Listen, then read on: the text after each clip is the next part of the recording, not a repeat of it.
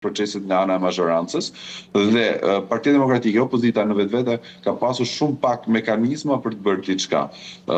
Pra për ta shpejtuar heqjen e imunitetit dhe për ta vënë përpara përgjegjësisë zonjë Balluku përballë drejtësisë. Partia Demokratike është munduar me gjithë mekanizmet e saj që ka, por në këtë rast ka pasur një blokadë shumë të madhe nga Partia Socialiste, do të thënë të jemi shumë të sinqertë, faktet janë aty dhe flasin vetë që duke filluar nga kryetari i Kuvendit zoti Niko Peleshi tek kryeministri Rama dhe zoti kryetari i grupit parlamentar Partisë Socialiste zoti Balla, të gjithë kanë qenë një buroj për të mos i hequr imunitetin zonjës Balluku. Partia Demokratike përballë këtyre fakteve vetëm mundësi ka pas denoncimin publik dhe organizimin e protestave për të ushtruar një trysni ndaj qeverisë për mos e mbrojtur zonjën Balluku. Dhe këto besoj që janë bërë me aq mundësi sa kemi pasur në mënyrë më të mirë. Mendoni tashmë se mbas këtij vendimit të gjykatës kushtetuese zoti Myrtullari Shqipëria do të hyjë ndoshta në një krizë të rrezikshme kompetencash mes gjyqësorit dhe ekzekutivit? Nuk besoj, domethënë, në këtë demokracinë tonë të brisht apo në këtë tranzicionin tonë të zgjatur, ende nuk kemi arritur të krijojmë institucione plotësisht pavarura. Që të jetë një demokraci funksionale, duhet kemi një pavarësi të legjislativit, pra të parlamentit, të ligjvënësve, një pavarësi të ekzekutivit, pra të qeverisë, të pavarur dhe në kontroll nga njëri tjetri, gjithashtu dhe të sistemit dhe të pushtetit gjyqësor. Kjo ka munguar në Shqipëri, jemi realist. Këtu në Shqipëri për momentin kemi të instaluar një parti shtet, pra një kryetar partie që arrin dhe kontrollon gjithë parlamentin, kontrollon të gjithë ekzekutivin dhe duke pasur 2 pushtete në dorë, ai arrin dhe të ushtrojë trusni edhe tek pushteti i tretë që është pushteti gjyqësor. Unë mendoj që me këtë lëvizje që ndodhi tani me këtë vendim të gjykatës, pra me këtë votim, pra me këtë precedent që ndodhi në gjykatën kushtetuese, thjesht u ndalua trysnia deri diku e pushtetit ekzekutiv ndaj gjyqësorit. Unë mendoj që kjo që do ndodhi tani më mbrapa do të jenë përpjekje të partisë shtet, pra të zotit Rama, për të vënë përsëri në kontroll pushtetin gjyqësor. Por a do t'ja dali kjo, pastaj do të jetë një sfidë më vete si për atë, si për publikun apo si për votuesit edhe për Partinë Demokratike, për të mbrojtur kushtetueshmërinë dhe demokracinë në Shqipëri. Opozita ka vite që ka nisur një betejë për një demokraci funksionale këtu në Shqipëri dhe ka qenë betejë e saj, ndoshta është paragjykuar jashtëzakonisht shumë, edhe kur ka sulmuar gjyqësorin apo drejtësinë, por kjo nuk ka qenë në konceptin sepse Partia Demokratike nuk do drejtësinë apo nuk do pushtetin gjyqësor apo për X persona për Y person. Kjo ka qenë thjesht në parim për të mbrojtur pavarësinë e gjyqësorit dhe për të ndarë të 3 pushtete, pas të cilit ketë kontroll mbi pushtetin ekzekutiv, pra pushteti gjyqësor ketë kontroll mbi pushtetin ekzekutiv dhe pushtetin ligjvënës dhe anasjelltas. Këto pushtete kenë kontrollin të ndërtjellët ndaj tyre.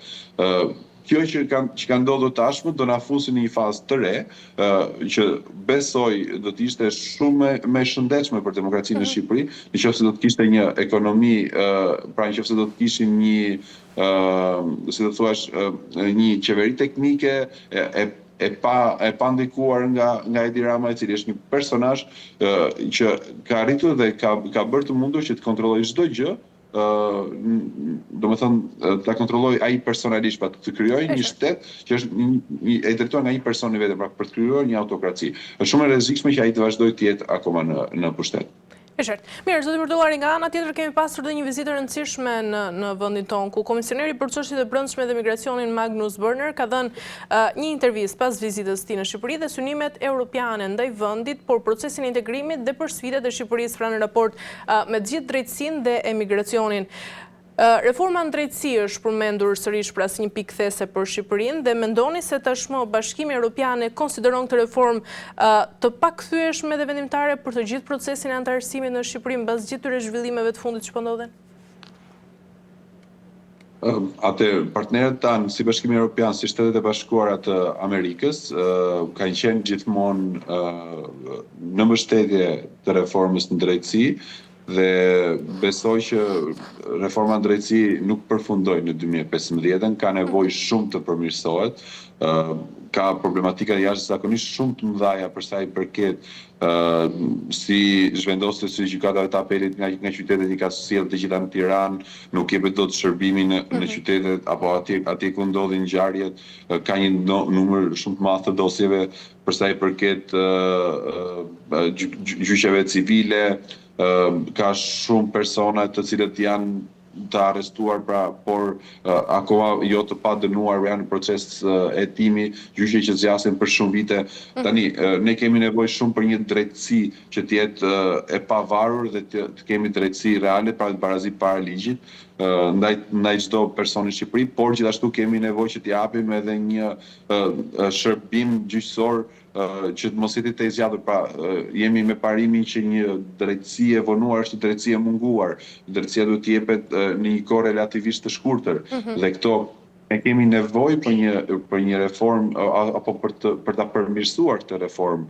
Mund ta quajmë si të duam, por një reformë tjetër në drejtësi, që të jetë një reformë e cila të japi një shërbim qytetarëve dhe t'i mbrojë para ligjit në mënyrë të barabartë, pavarësisht se kush ndodhet përballë saj. Ne e dim, zoti Myrtollari, që vlerësimet për rezultate të prekshme nuk vijnë shpesh nga ana e Brukselit.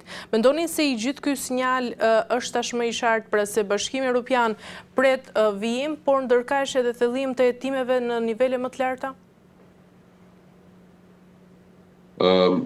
Natyrisht ata duke u referuar pak edhe rasteve si të Kroacisë, ashtu të Bullgarisë dhe të Rumanisë, që janë pak a shumë të ngjashëm, vijmë edhe nga njëjti rajon, nga rajoni i Ballkanit, ku hyrja në Bashkimin Evropian të këtyre vendeve është shoqëruar me një reformë në drejtësi dhe gjykim të niveleve shumë të larta. Kujtojmë këtu rastin e ish-kryeministrit të Kroacisë, i cili u dënua rreth 11 vite burg, ku kreu 8 vite nga i dënim. Pra, relativisht për një drejtues shteti janë goxha vite, dhe në një vend si Kroacia, pra.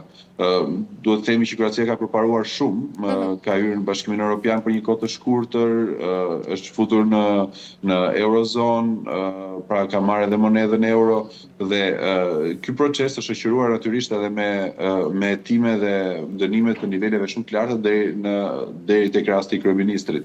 Kam përshtypjen që ky është shembulli që po ndiqet edhe me Shqipërinë, nga Bashkimi Evropian, pra po kërkon reforma shumë të thella dhe po kërkon vepra, nuk po kërkon thjesht disa letra, disa dokumenta, pra thjesht për të kaluar radhën. Shqipëria ka një proces shumë të rëndësishëm përpara dhe duhet të bëhet me veprime dhe jo thjesht për të sy e faqe, se po themi duhen bërë. Kam përshtypjen që do jenë shumë serioze, po këto nuk mund të ndodhin dot me Edi Ramën kryeminist. Është zakonisht shumë e vështirë. Prandaj edhe Partia Demokratike ka kërkuar nëpërmjet protestave të saj, nëpërmjet daljeve publike, një qeveri teknike që të kryejmë një reformë zgjedhore, një kod zgjedhor të përshtatshëm për Shqipërinë, një reformë territoriale që të jetë në funksion të shërbimit të qytetarëve dhe jo në funksion të elektoral të një partie. Këto gjëra janë shumë të nevojshme të bëhen pa Edi Ramën kryeminist dhe më pas dilem drejtësisë që të bëjë punën e saj. E qartë. Mirë, zoti Myrtollari, për të mbyllur, ndërkaq mbas këtij vendimi në gjykatën kushtetuese, cili do të jetë objektivi i Partisë Demokratike? Tani, Partia Demokratike ka vetëm një objektiv, krijimin e qeverisë teknike, pra dorëheqjen e kryeministit Rama, pas gjithë këtyre skandaleve që ka, nuk ka më moral politik për të drejtuar vendin. Nuk mund të fshihet më mbrapa disa zgjedhjeve që të gjithë i dinë kush, pavarësisht çfarë thuhet në media, pra në rrugë private, i dimë se si ka ndodhur dhe si çfarë zgjedhjesh ishin. Nuk mund të fshihet dot më mbas atyre zgjedhjeve. Morali politik ka rënë kur bashkëpunëtorët e tij më të afërt janë të akuzuar për korrupsion, ka mesazhe, ka prova. Për këtë dhe objektivi i Partisë Demokratike dhe në protestat e saj do të jetë kërkesa për një qeveri teknike e cila do të drejtojë dy reforma shumë të rëndësishme përpara se sa të shkojmë në zgjedhje, reformën territoriale dhe në shërbim të qytetarëve dhe jo në shërbim të një partie për interes elektoral, si dhe një kod zgjedhor që të kemi një sistem ku vota e qytetarit vlerësohet dhe të ndahet në mënyrë proporcionale për të shërbyer atij në parlament. E qartë. Mirë, zoti Myrtollari, kemi arritur. Pra për ta përmbledhur, pra këto janë kërkesa qeveri teknike dhe bërja e reformës territoriale dhe kodit zgjedhor. Thank you.